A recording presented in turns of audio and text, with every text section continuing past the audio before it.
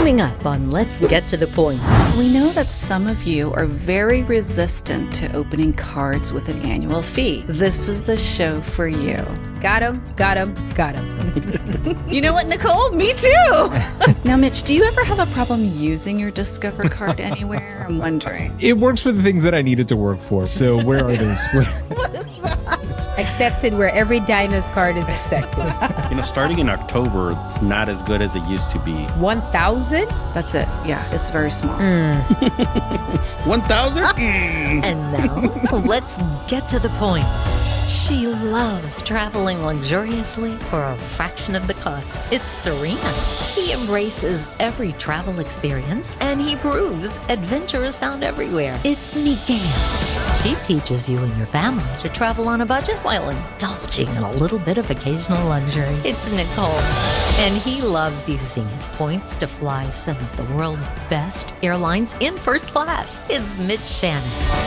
Welcome. Thank you for joining us here on Let's Get to the Points video audio podcast, where we bring you the very best in tips and tricks in the world of miles, points, and travel. I'm Mitch Shannon, and I am joined by my fantastic co-hosts who love traveling the world with their families using their credit card points and miles. First up, our favorite points and miles guru, it's Serena. Hi, everyone. He's the Jedi master of credit card points and miles. It's Miguel. Yeah, what's up? She's the best at multiplying her credit card points and miles into her family travel. It's Nicole. Hi guys, how are you? Please help us out. Click the subscribe button now to our YouTube channel, Spotify, Apple Podcasts, wherever you watch or listen. Also, make sure you have signed up for our weekly newsletter where we send you the latest in points and miles news, or you can scan Miguel's hand. All right, let's do it. Let's get to the points. Okay, tonight we're talking about credit cards, and not just any credit cards. How about our favorite no annual fee credit cards? In this game of credit card points and miles, there feels like a never-ending list of all these different credit cards to get and to pick from. It's very overwhelming, but maybe sometimes you just want a great card that has no annual fee. And that's how we're going to start tonight with Serena. So we know that some of you are very resistant to opening cards with an annual fee. And we get that. We understand it. I was one of those people too. I used to never want to open cards with an annual fee. So if this is you and you're resistant to annual fees, this is the show for you. The focus today is going to be on travel reward cards with no annual fee. There are lots of good cashback cards with no annual fee, but we are going to focus on just the cards that reward you with travel in some way, either with statement credits or with the ability to transfer to airline and hotel partners. There are different ways to redeem your travel rewards. Some cards offer the ability to transfer to hotel and airline partners. That's what we like to do. And then other cards give you the ability to also redeem points for a statement credit to offset travel charges. And then one thing to note about no annual fee travel cards is some will have a foreign transaction fee and some will not. And when you're traveling internationally, you'll want to make sure you have a card with no foreign transaction fee because you don't want to be charged an extra 3% for your purchase. With the cards that we'll talk about, we'll indicate whether they do have a foreign transaction fee or not. So first we're going to talk about consumer or personal credit cards, and then we're going to talk about business credit cards. In this first group, we have cards that can transfer to partners on its own, meaning you don't need another card in order to transfer to partners. And there are 3 cards that we have on our list. The Wells Fargo Autograph Card. Now that's very different from the Autograph Journey Card. This Autograph Card has no annual fee, no foreign transaction fee. It earns 3x on restaurants, gas stations, travel, transit, and streaming. There's also the Bilt World Elite MasterCard, which allows you to earn points on your rent. And then there's the Capital One Venture One Rewards Card, which allows you to earn 1.25 miles on everything. These are the cards where you just hold this one card, no annual fee. You can earn category multipliers. Some of these have bonuses. This is all you need to transfer to partners. What do you think about these cards? Rent is one of people's biggest expenses. So the Bilt card sounds like a great option for people just getting into the credit card world. Sounds like a great option for people getting into the travel space and credit cards. I also think you like Bilt because they transfer to Hyatt. Isn't that No, right, I wasn't Nicole? even thinking about that. But since you mentioned it, Bilt is a great card because they also transfer to Hyatt.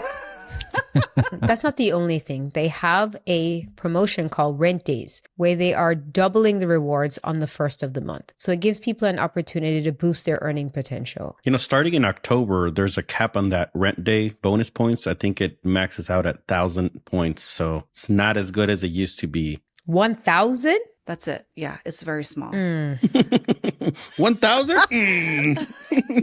Yeah, I believe that used to be uncapped, right? So people would go to big dinners, offer to pay for everything, probably get Venmo'd back, and it made a lot of sense. But at 1,000, I don't know. So one drawback about the Bilt card is there's no sign-up bonus. So you're going to earn points on your rent, which is a great thing. And it's the only card currently that's doing that. But you're not going to get a sign-up bonus for meeting any particular spend in the first couple of months. You have to decide if that's okay with you. Yeah, disappointing. What's interesting to me about the Bilt MasterCard, Serena, is that they now transfer to Alaska Airlines. And now that the merger is pretty much complete with Alaska and Hawaiian, that's going to make it that much more valuable because the programs, they're going to combine here pretty soon. Like, what is it? You're going to be able to transfer your miles from Hawaiian to Alaska back and forth. So being able to transfer miles from Bilt into the Alaska program, that's pretty valuable because there really isn't any transfer partners for Alaska. Sometimes Bilt has these amazing transfer bonus, even up to 100%, depending on your status with Bilt. Like I know a lot of people had speculatively transferred their Bilt points to Hawaiian. So now they have those Hawaiian points that are going to turn into Alaska points. Enough about Bilt. Exactly. I think this Wells Fargo card is actually pretty good because the 3X on the categories that you're earning, that's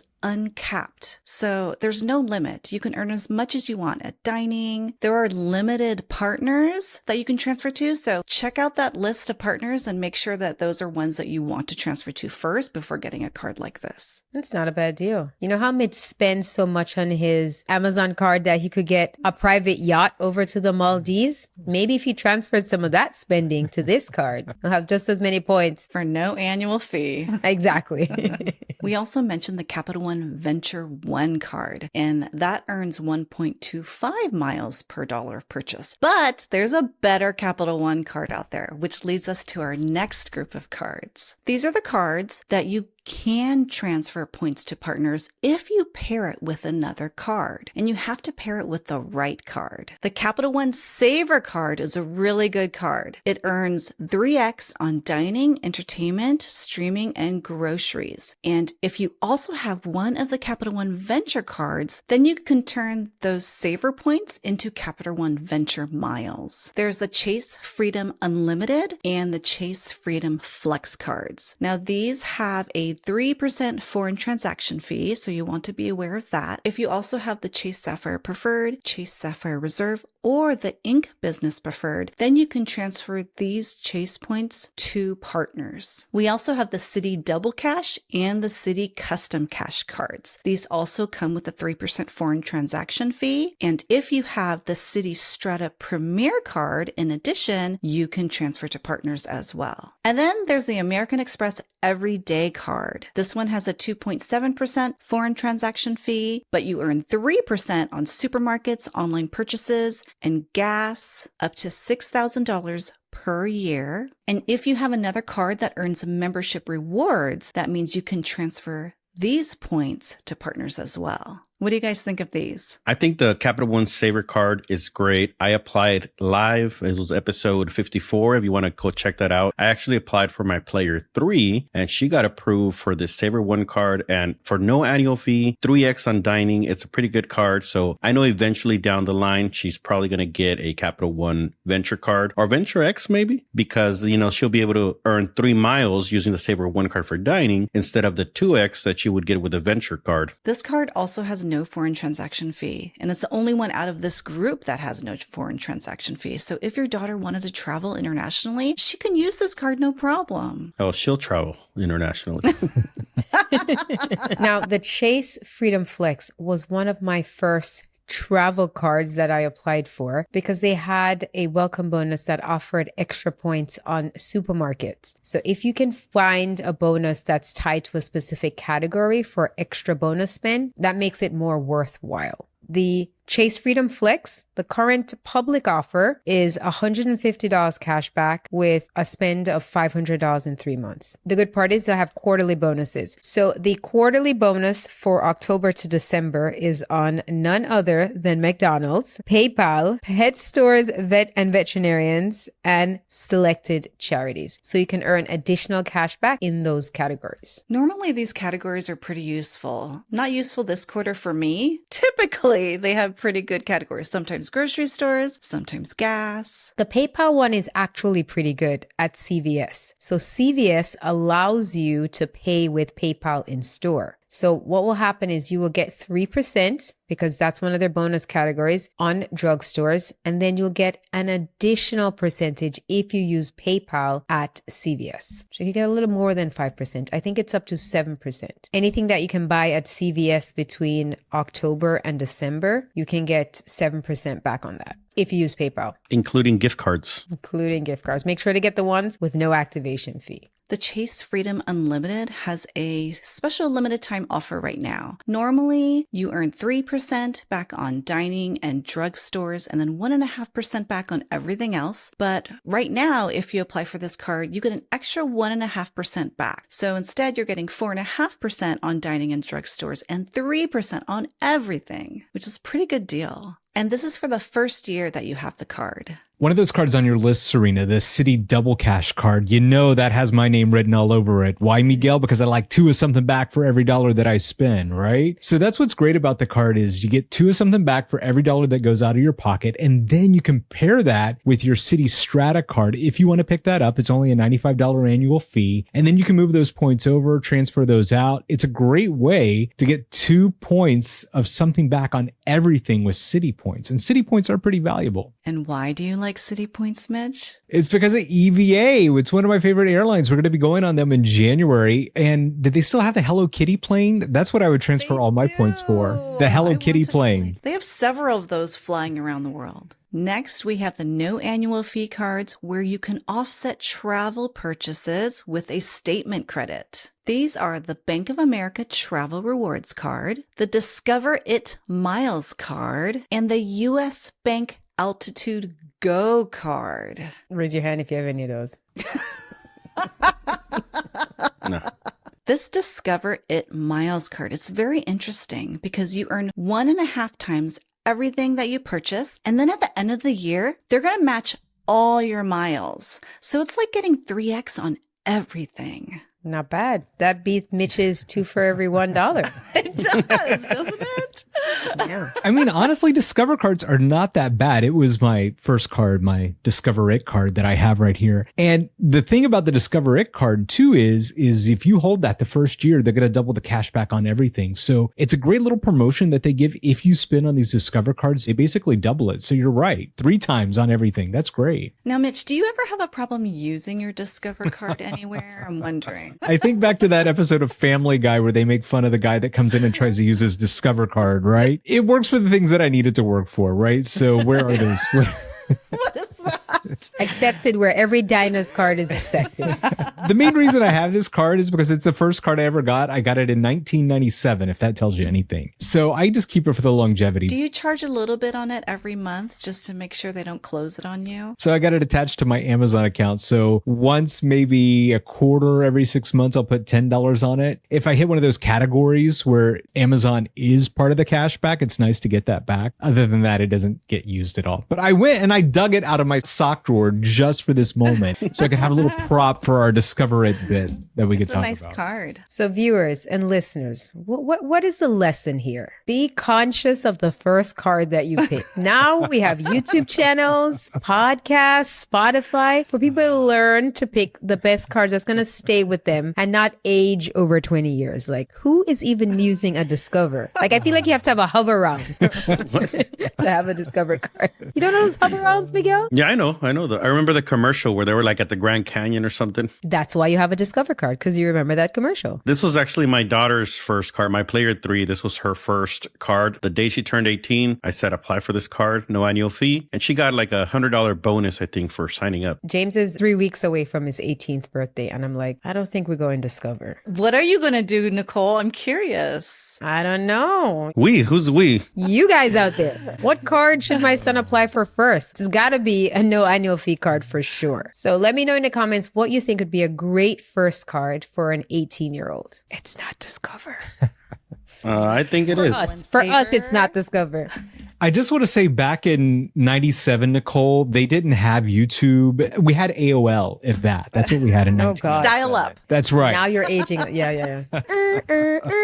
There was no AOL chat rooms to discuss this? Yes. I understand completely. But now we know better, we do better. There's also a Bank of America travel rewards card. Bank of America offers an additional bonus to customers who have money in their bank account. If you have 20 to 50,000, you would be a Gold Reward member, and that would give you an extra 25% bonus on your cashback. If you have 50 to $100,000 with Bank of America, you'd qualify for Platinum, and that would give you an extra 50% bonus. Now, if you're a big baller and you have over 100,000 with Bank of America, that gives you Platinum Honors, which is an additional 75% bonus on your cashback, which will take it from 1.5% to 2.62%. Now, the cashback that you earn can be used as a statement credit to offset travel expenses. So I know those numbers sound like a lot, $100,000 to get that extra 75%. But just remember, it includes investments and retirement accounts. So if you have a retirement account at Bank of America or Merrill Lynch, that would count toward getting this extra boost too. Next up, our no annual fee hotel cards. And these are the Hilton Honors American Express card, the Marriott Bonvoy Bold, the IHG One Rewards Traveler credit card, the Choice Privileges MasterCard, and the Best Western Visa Signature card. Do you realize what's noticeably missing? Hyatt? Oh, did I miss one? You did miss one. I did? Which one, Nicole? Like Hyatt is the best hotel. Miguel is going to tell me this is not a Hyatt episode. Back to no annual fee cards.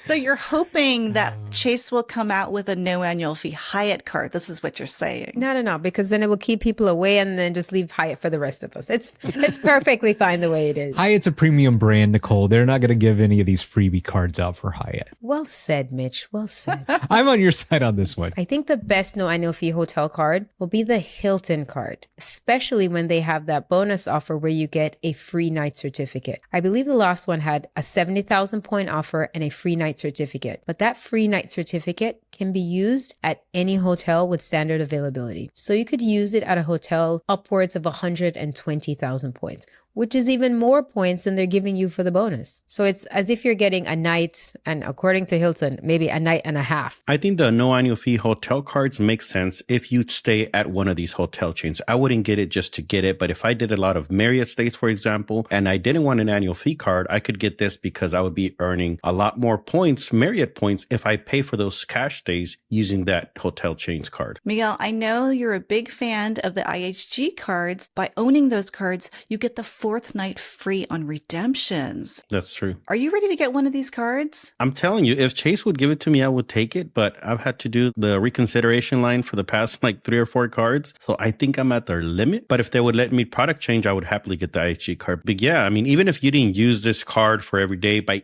having the card alone, you would be able to get the fourth night free when you're redeeming IHG points. So I think that's probably one of the better benefits of this no annual fee hotel cards. And a way that you can make these hotel cards even better is, you guys know I'm a stacker. I love to stack things through it's a portal or whatever it is. When the hotels have these promotions where they give you extra points for your stays. So I think Hilton has one right now. If you go in and you sign up for these promotions that are free, that's even going to make the points more valuable when you go to charge on these cards. So it's a great way to earn even more without having to pay a fee on these hotel credit cards. So the best way to find out about these hotel promotions or really hot news that's going on in the travel space right now, all you have to do is scan the code. Miguel, hand please.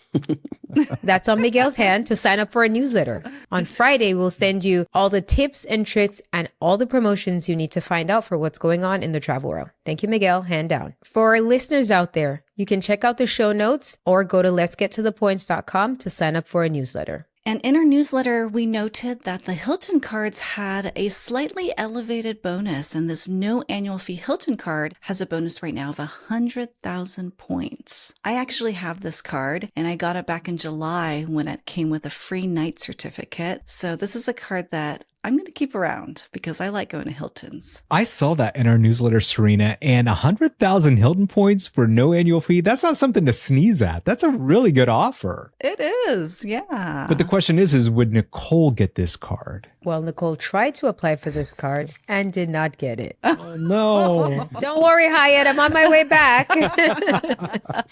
Another thing to note about these hotel cards is these do not have foreign transaction fees. So feel free to use these overseas. Okay, now we're going to get into our airline cards with no annual fees. These airline cards are the Delta Sky Miles Blue card, Nicole. Whoop, whoop.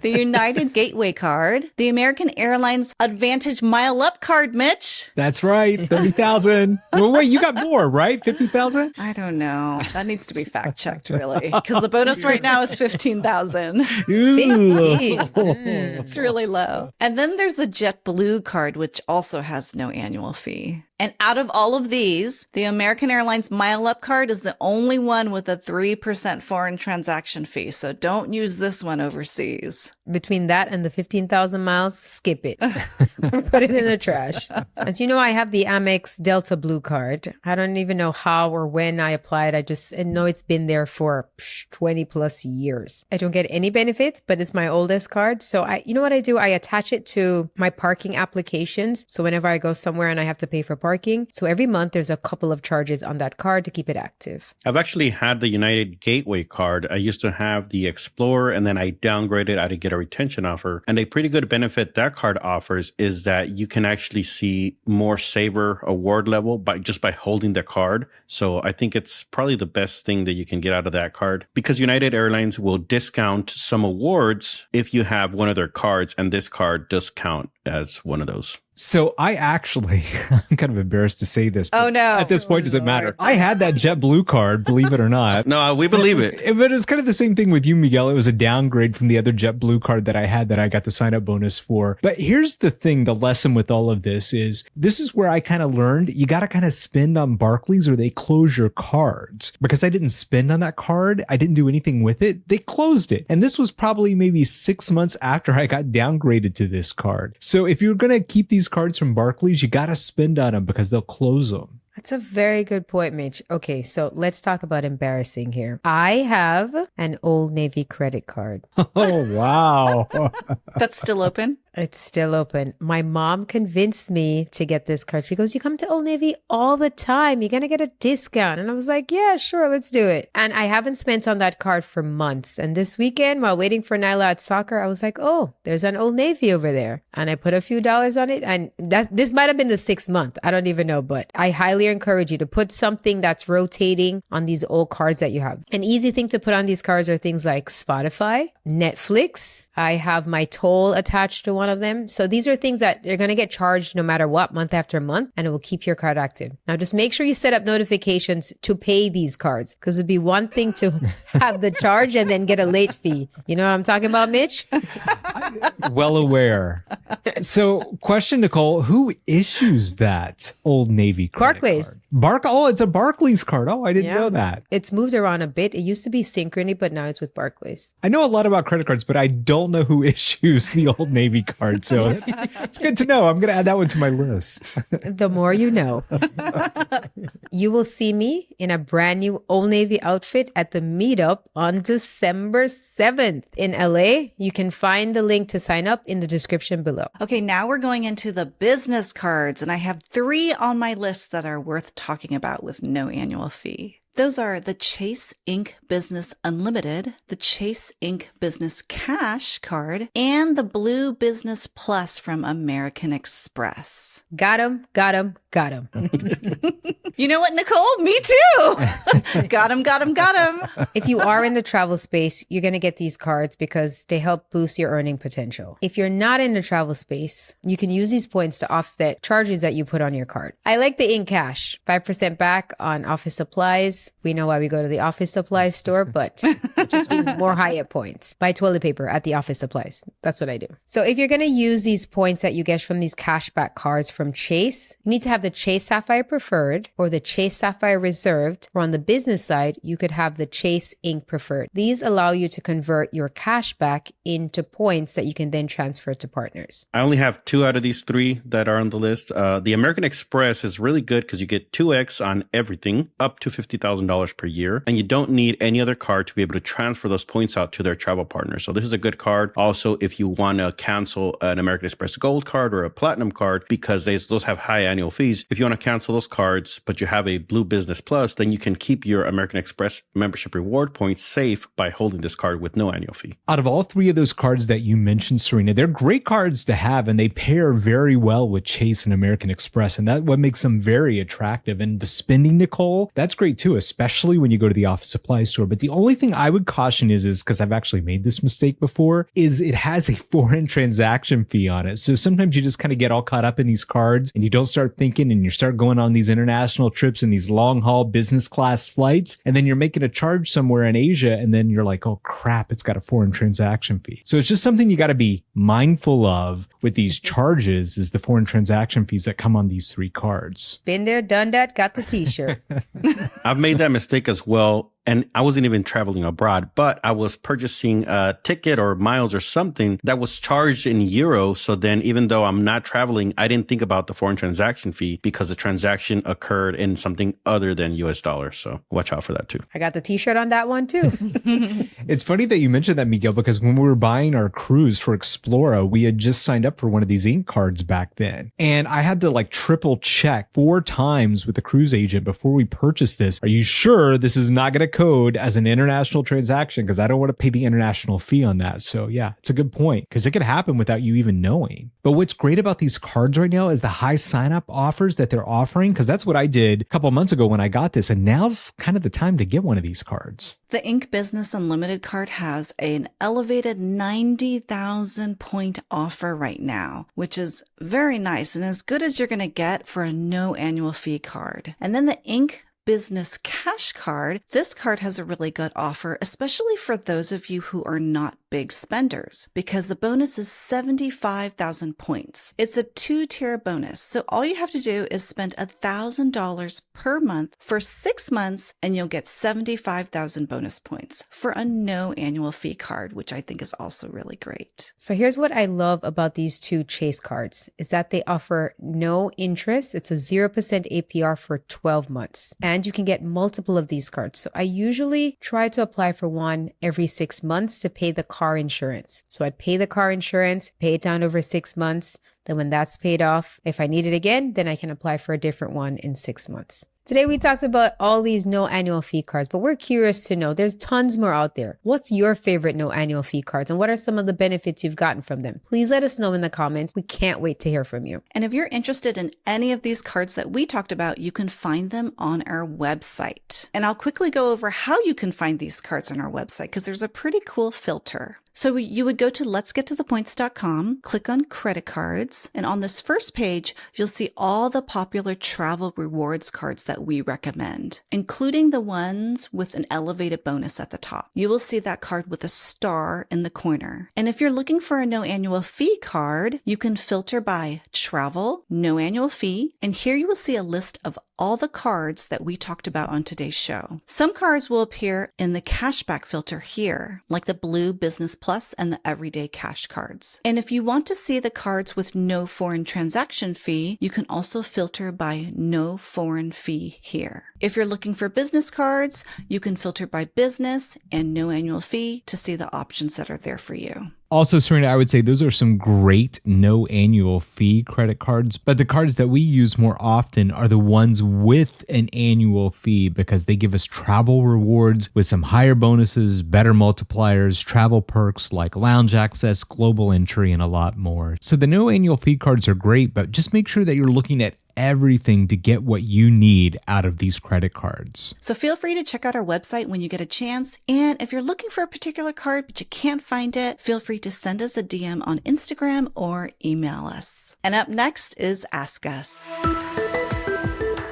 Hi, Mitch, Nicole, Miguel, and Serena. My name's Tamika, and I live in Seattle. But as I joke with my friends and family, with all the work travel I do, you can usually find me at an airport near you. I recently stumbled on your podcast on YouTube, and I've been binging tons of episodes. I know it takes a lot of work and dedication to put out great content on a weekly basis, so thank you guys. So I have a confession to make. I've become the worst type of points and miles person, the one who sits on them with no plan for how to use them. So the unintended consequence of traveling so much for work, and for me, that's anywhere from 2 to 5 trips a month, plus then you add on top of that just the normal everyday purchases that I make on my cards. At last check, I have amassed almost 2 million points across multiple programs, but it's time to kick back up some of that personal travel and get back out there and see the world. So here is my question for the 4 of you. With all of these points spread over multiple programs, it's become incredibly overwhelming to figure out how to piece something together. So how would you recommend that I get my points house in order to 1, start maximizing earning on everyday purchases for things that I do, and 2, also maximize my redemptions? Thanks, and keep up the great work. Thank you for the question, Tamika. I feel like all of us here have been exactly where you are at one time or the other. And I think, some of us here are still struggling to keep our own points houses in order as well. So just some context for everyone. She's got all these points across American Express, Delta, Hilton, Marriott, Chase, and Bilt. What do you guys have for Tamika? Oh, I am so excited for this. Okay, Tamika, let me tell you what you're going to do. If you don't mind spending a lot of points on Delta, go from Seattle to Taipei. It's about 110,000 points on Delta One. When you go to Taipei, stay in the Grand Hyatt. Apparently, it's haunted, but I think you'll be fine. Travel around Southeast Asia for a little bit, and then you can transfer your Bilt points to Alaska Airlines and fly Starlux back from Taipei directly to Seattle. According to this crew, Starlux is amazing. And you can have boba on a plane. That's right. And look cool doing it too. You are going to have the best time ever.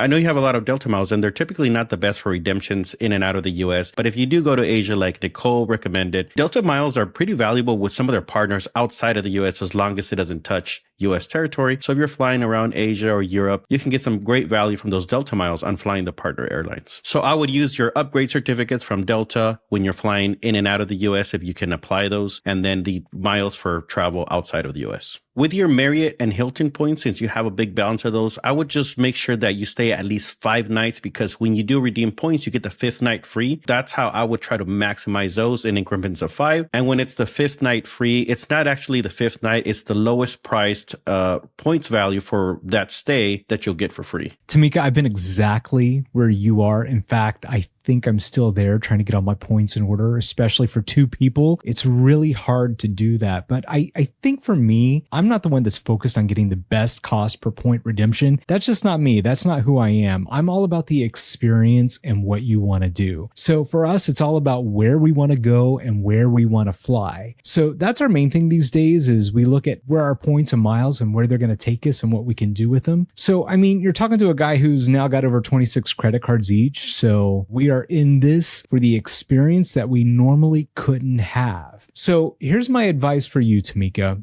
What I want you to do is I want you to make a goal of what you want to do or what you want to see. And when you have that in line, I guarantee you everything else is just going to tick right into place. Now, as to what to do with some of your points, I got a couple of suggestions for you. So I know you have a lot of Marriott points. Something that Miguel, Serena, and myself have gotten into lately with Marriott is using them for Marriott experiences, which is better known as Marriott Moments. We've each done one and it's been incredible for us. Serena sent her husband and daughter down to Cancun for a soccer experience and they loved it. Miguel went out on the 50-yard line with the New York Jets, and I've had some great tennis experiences in Melbourne, Australia. Look them over. Maybe you'll find a package that might interest you. Serena gives some great tips in episode number 56 of her experience using Marriott points for Marriott Moments. Also, I know airline status, it's very important to you. I'd also recommend that you keep an eye out for airline status matches. Since you are in Seattle, I know Alaska does match status from Delta, and now might be a good time to do it. I'm going to put the link in the show notes below to their status match. If you're able to meet the requirements with your travel schedule, you keep the status to the end of next year. Also, Alaska miles are pretty valuable these days. Being a One World partner opens up some great opportunities to try different international airlines, and with your Bilt points, like Nicole suggested, you can have a great international redemption with them. So let us know what you do. Hopefully, we get to see you at one of our meetups soon.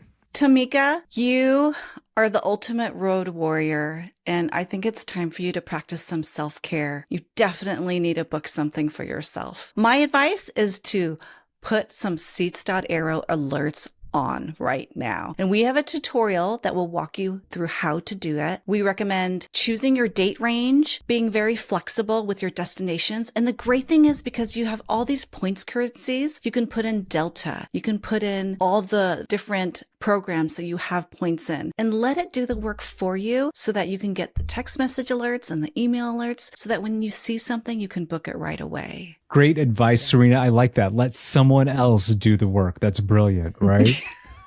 Put it on autopilot. I like that analogy. That's good. I know you don't have time to do search on your own, right? Let Seats.aero do it for you.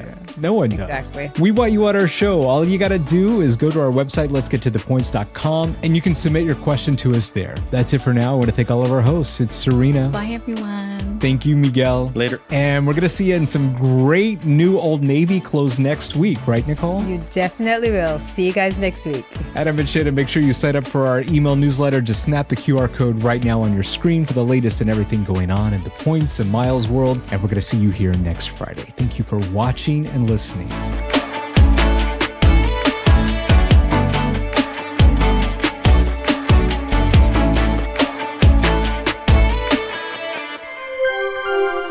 Let's get to the points.com.